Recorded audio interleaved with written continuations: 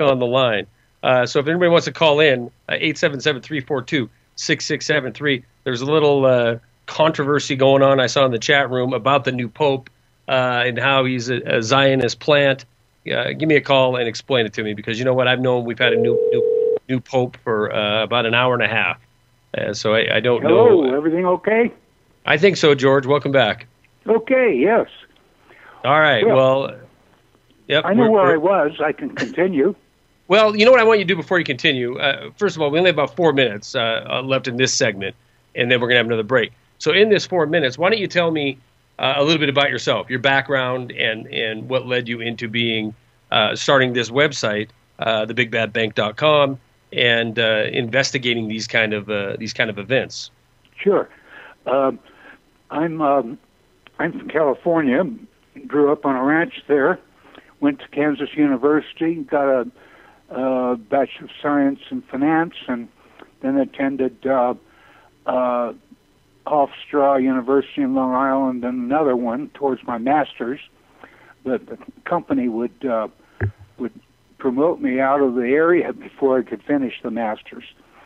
I also was an adjunct professor at Metropolitan University in Denver.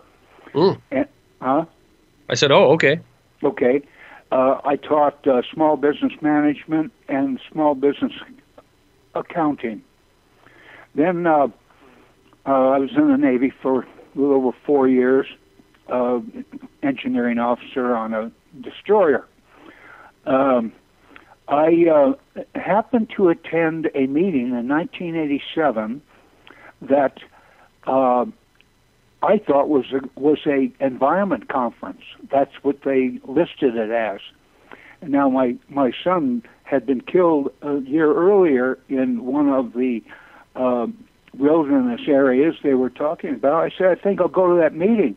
Well, when I went to the meeting, there was Edmund de Rothschild, David Rockefeller, the head of the IMF, the International Bank of Settlements, the Geneva UN, everybody that was anybody. The treasurer of the United States was there. That was, I can't remember his name. Well, what I heard at the conference was an outline from Edmund de Rothschild speaking to what he thought was an inner sanctum. But I got in through machinations to be an official host. So I was an official host with the mind of a common man, listening to the highest banker in the world, Edmund de Rothschild, telling us 2 years before the Berlin Wall came down, he said, we're going to take it down. He said that he was the positive synthesis between growth and development on the one hand. That's the thesis. Growth and development versus the environment. And David Rockefeller was named Mr. Growth and Development there, and of all people, Ruckelshaus, the founder of the EPA, was and also the CEO of a huge lumber company up in Washington. He was Mr. Environment, which is kind of ironic because he slashes trees with his, and then he's also the head of the largest waste company in the United States, and that's tied in with his environment things. So in any case, I drank it all in, and I presented a video in 1988. It's on my site, by the way, my original video, and the people that see that see about all of the things that I said seem to be in our future are coming to pass right George, now. I want to pick up on that video and that conference you attended. I didn't know that, but it's very interesting. Let's pick up on that when we come back from this second break. We're going to be back. I'll just stay on the phone. You hang out for a minute. We'll and listen to some commercials, and we'll be back in just a few. Hang tight. Guys, welcome back to Wide Awake News Radio. I am Charlie McGrath. George Washington Hunt, founder of thebigbadbank.com, is our guest. George, I want to get right back into this story because I thought it was fairly telling, the things that you heard in 1987 by Rockefeller, and your original video, as you stated, is almost predicting things that are going to come to pass, and in most cases they have. Now, clear it up for me a little bit here. You went into this conference thinking it had to do with the environment, right? 1987. That's right. I went to Denver, and they had pictures of coyotes and stuff. But then I got hold of. I went over to get my name tag as an official host, and I saw a name tag there for Eddie Rothschild. I said, "Gee, that's funny. I wonder if the Rothschilds are here." And then I looked at the program in little tiny print. There was a special meeting that Rothschild, Maurice Strong, and the president of the World Conservation Bank, that's the one that Rothschild put together at that meeting.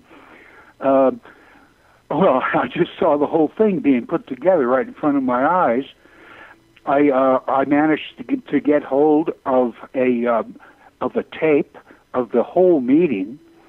And your listeners, if they're interested in this, they can go to thebigbadbank.com, Big Bad Bank, we'll probably get them there, and tie into my videotape from 1988. It's labeled in the video section. So I left the meeting, and then it was amazing how the word traveled. A person, Ted Tancredo, was a commentator, just like you are, in Denver, and he heard about what I had learned, and he had me on the show. Well, a person took a tape of our show and sent it down to Texas, to Free Talk Texas, I think it was called. And I told him what I saw and so on, and he got a phone call, and he said, "Mr. Hunt, we're going to have you on next week. Is that all right with you?" I said, "Sure, I want people to hear this." So he got a phone call. He says, "Don't you have Mr. Hunt on again, or you're going to regret it." He had me on, and within 2 weeks, the radio station was bought out. It's called Mexico Broadcasting now, and the commentator lost his job. Was it? You said Tancredo was his name? Tim Tancredo was the first Christian that helped me. This is Christian propelled. A lot of people caught on in the. Well, wait a minute, George. Let me ask you this: that radio, or the guy who interviewed you, that commentator, that reporter, is Tancredo. I mean, you had a congressman named Tancredo, if I'm not mistaken, for Colorado until the 2009, 2010. Any relation to that Tancredo? What was his first name? Tom Tancredo was the That's it, Tom Tancredo. He ran for governor of Colorado. Right. In the last election. And he passed the videotape, or we didn't have video in those days. He sent the tape down to this guy. He had me on twice, and suddenly it went ballistic. Then a preacher in Alabama called me, and he said, "I'll do the videotape if you pay for your flight down here. I want to hear more of this." And we made the video together that your people can see on my Big Bad Bank site. Now, the present thing is, it happened that Ilya Zhytomyrsky, a computer nerd, very intelligent person, was in Silicon Valley, and he had a better mousetrap than Facebook. The word got around that he was anti-Facebook. He was murdered one night. And the press called it suicide, suicide. I didn't believe it. And I found out that the San Francisco Medical Examiner worked with the Silicon Valley billionaires, obviously, and didn't release the death report of his suffocation until 5 months later. Well, by then, all of the stuff had cooled about Ilya. So I went into the Ilya thing, and I ran across Silicon Valley in my search. And I'll be darned if I didn't run across the facts on President Obama's ripoff of $305 billion that will increase employment by 4,500 people, but will send everything they do for the taxpayers' money. They're going to send it down to Nairobi, Kenya. Now, your listeners can go into the internet and look up African internet, and they can see all of the internet lines that are being laid that we Americans are paying for. And I am really mad, and I've got them down. It's all written. I've been following this for 2 years, since February 11th, and now here it is. Look at the date.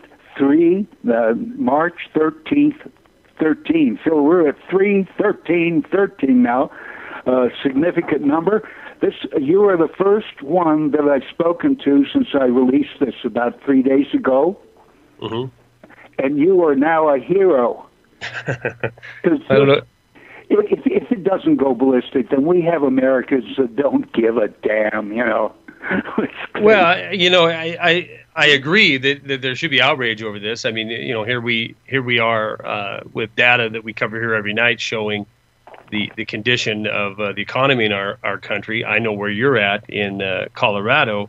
You know, they are still trying to, you know, there's lots of people. I personally know people in Denver who've lost their home multiple times trying to deal with the devastation that this economy has felt.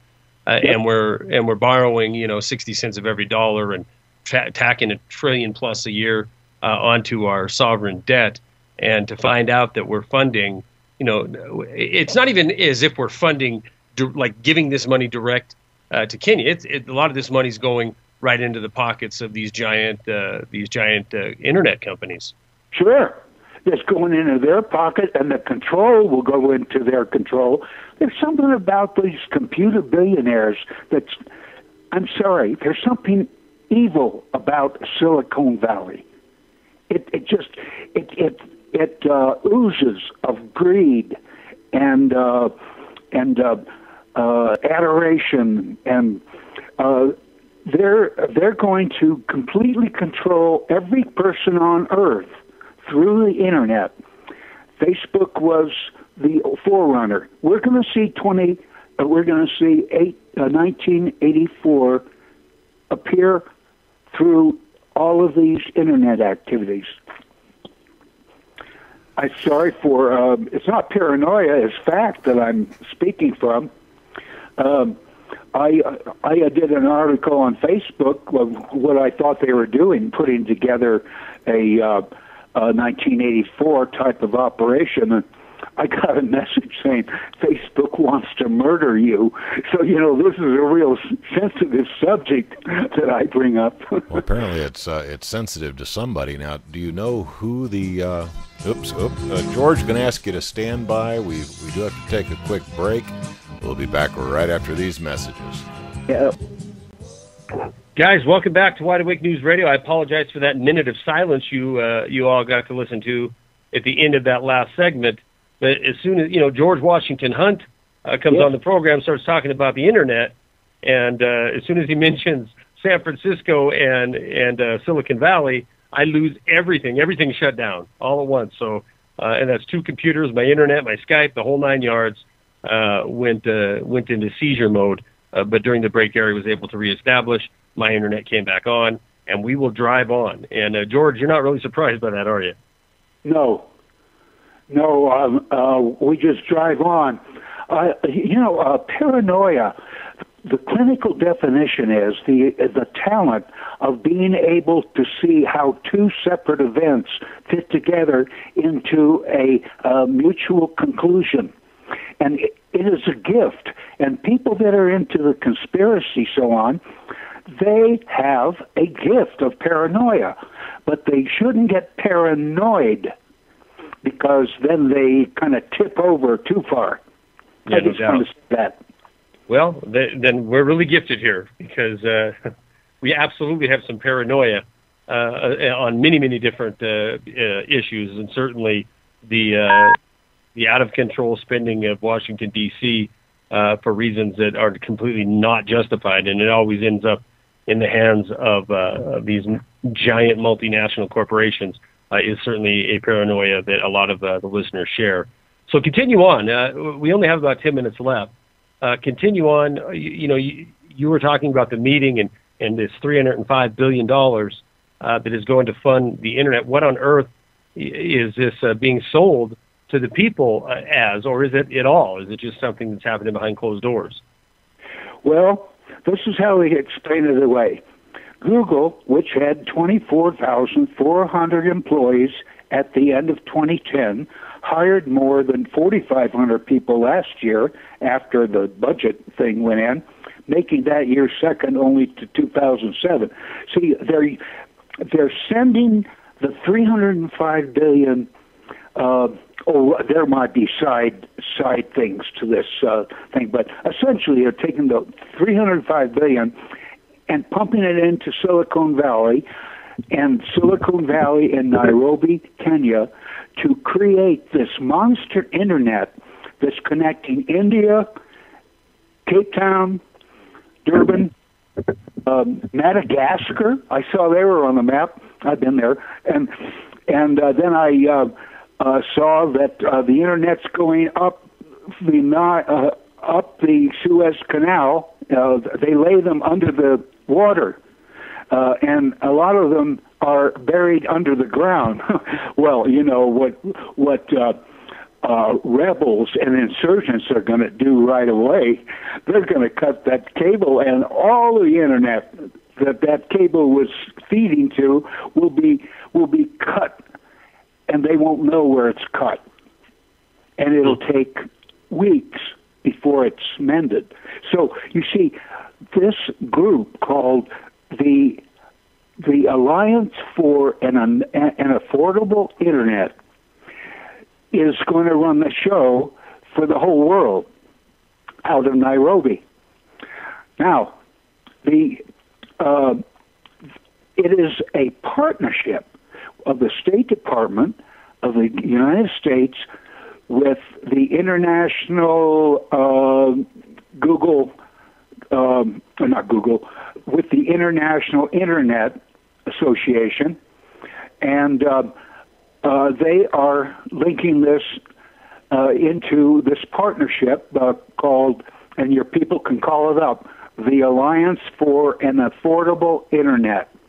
Now, get ready for the nice, oh, this is so nice, isn't this wonderful what we're doing? There will be all that rhetoric in there, but look through what they're doing. As good conspiracy students, look through their words, tie in what I've told you today, look at these very same things that I've been talking about on the Internet, and you'll be convinced. I know you'll be convinced. Well, do you think there's is there, I could see a reason that these companies would want to invest in this when they are making millions and millions of dollars of taxpayer money to go out and do the work. But do you think there's a more sinister reason to try to link all of Africa and try to get internet there, besides just the obvious greed factor? Yes, I see this is paranoid sounding. I see a shift of wealthy people and money going into Africa.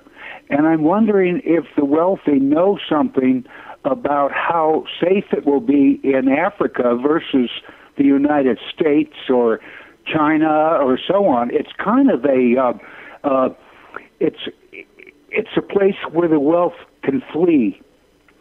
And there's all kinds of graft down in Africa, too.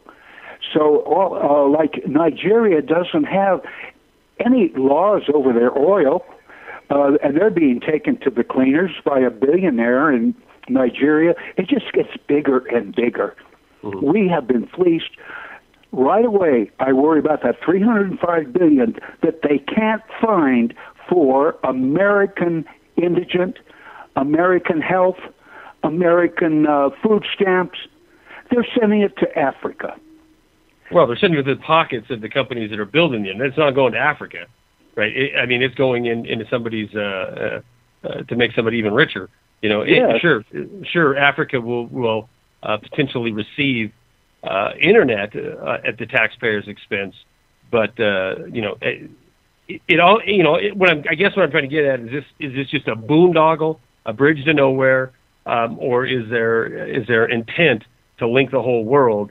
And your thought of people fleeing to Africa, even though I don't know where in Africa you could possibly go to feel safe. North Africa is in shambles, and we're fomenting more and more war there. The rest of Africa is under constant either attack by the media or actual civil wars that happen throughout that continent. And I guess South Africa, is a bit more stable. But for us to be spending $300 billion of money that we don't have, as you mentioned, people who are truly suffering in this country, and people who are truly suffering in Africa. I'm not opposed to helping people around the world, but I understand when Hillary or Obama gets up there and they talk about this is going to bring help to the people. Well, it's rhetoric. And what we really find out is a corporation, a multinational, a giant monster corporation that has the financial ability to grease Washington, D.C., is going to be the beneficiary of these kind of deals. You hit it right on. I just saw about 2 hours ago a person in Africa saying that the internet will not benefit the people. They'll just be under the control of an international organization. Yeah, direct control. And it'll take quite a while for people to become linguistic or able to handle it. But maybe in 30 years, it'll be productive for the people. But you see, there's some Chinese companies that are able to take orders for goods all over the world, but it's out of China right now, and they want this internet for commerce. Mm-hmm. People are already talking about how great it's going to be to get their tentacles into Africa. It's very lucrative. Absolutely. A lot of resources in Africa, sure. Sure. Yep. And Barrick Gold can send a message from the center of Africa to their headquarters, asking questions about what's going on. So there will be benefits, but it'll be basically to the wealthy and not to the people. That's the same way that we have in the U.S. Here's $305 billion going in to Silicon Valley. People say, "Oh, great! There's jobs. But all of the production that they do with our money is going overseas. This is wrong. It should be the EU, the European Union, the United Kingdom, India, and China, who are the only ones that are going to benefit from this thing in the medium term. They should be paying for this, and not the U.S. We've been tricked. And it's going to be in Obama's hometown, too, in Nairobi. That's going to be the big Silicon Valley of the world, it looks like. Well, for certain, it's going to be the Silicon Valley of Africa. It's even, we even had people I believe even Hillary Clinton or some official has labeled it as such. This program is going to, not only benefit the people of the world, it will benefit the people of Africa. Nairobi, Kenya will end up being the Silicon Valley of Africa. And, that's obviously. That's what's on. Yeah, that's what's in the news now. Well, is anybody doing anything? I mean, is there any representation? This is a stupid question before I even ask it. Is there any representation that are standing up to this, saying, why are we funding this when we have, we don't have money for projects we need to do here? You and I are the first ones to figure it out. It took 2 years. They're slippery the way they did it. And then Obama had a poorly managed budget in 2012, as you probably recall, where they were spending money in a giving Obama temporary budget increase or temporary spending increases. Yeah, they still operate under that. I mean, there's no budget. We haven't had a budget for years. There's temporary kick the can down the road measures to continue out of control spending, and that's exactly where we're at. There is no budget, and soon enough, I believe that they'll just make that the status quo. We don't operate under a budget. We operate under constantly indebting the people of the United States for projects like George Washington Hunt has brought onto the program tonight. George, I greatly appreciate you coming on here. Everybody, again, his website is thebigbadbank.com. You can go there and get more in-depth on this topic as well as others. George, we'll get you back on the program soon. Good. I enjoyed talking. Bye-bye. All right. Bye, George. Thank you. Guys, do stay tuned because in a few minutes we're going to bring on Freeman Burt, another Colorado resident. So we have a couple of Coloradans on tonight. All right, we'll be back in just a few. Hang tight.